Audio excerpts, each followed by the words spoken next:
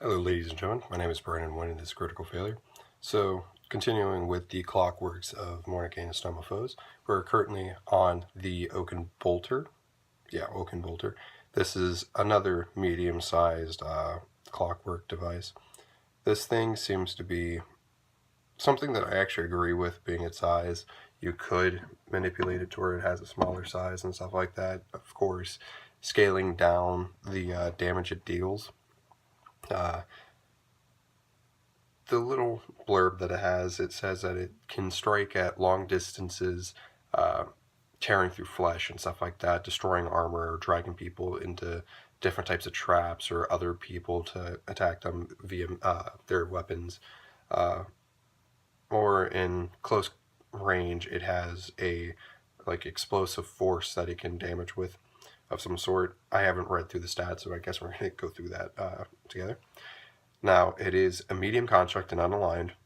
It has an AC of 16 natural armor. It has an average hit point of 58, 98 plus 18. I'm surprised by how low the health is for such a creature claimed to be explosive at close range. I don't see this being a very close range monster. Again, the adamantine thing will aid it.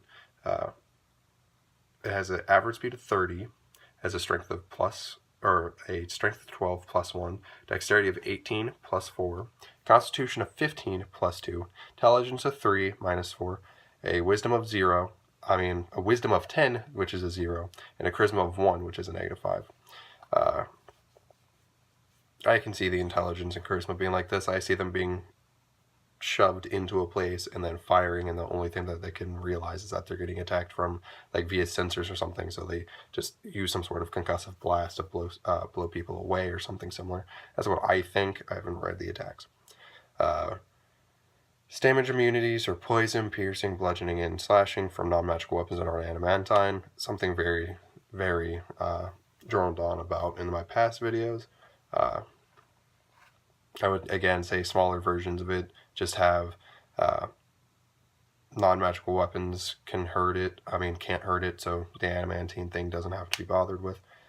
Condition immunities can't be charmed, exhausted, frightened, paralyzed, petrified, or poisoned. So that's really neat because just in case someone tries to petrify it, it won't stop working. That's really good. And it speaks one language of its creator but can't speak, and it's a challenge rating of 5.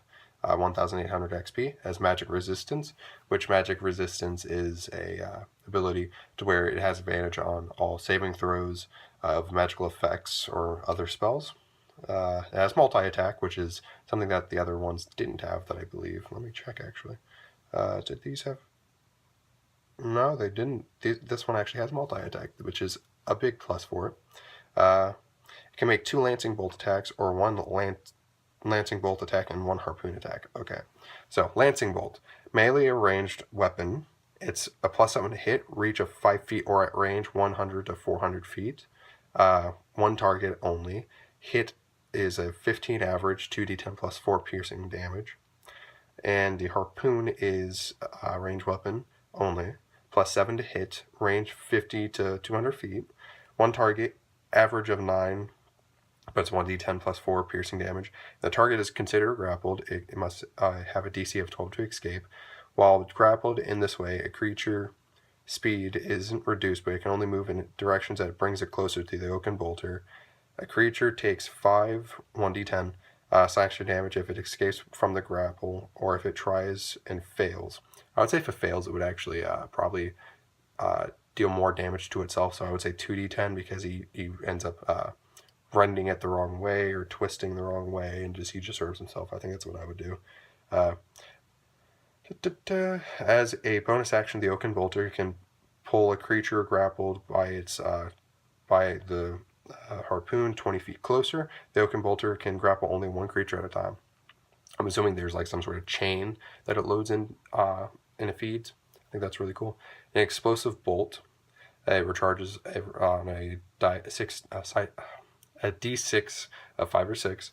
The Oaken Bolter launches an explosive charge at a point within 120 feet. Each creature within 20 feet of that point must make a DC 15 dexterity save. Taking 17 or 5d6 fire damage on a failed save, or half as much on a successful one. This creature, I actually have very little to argue about. I really like how they made it.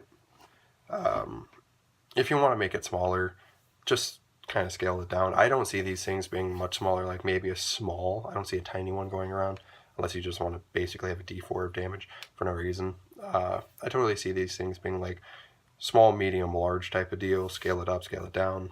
The adamantine thing really helps it in combat.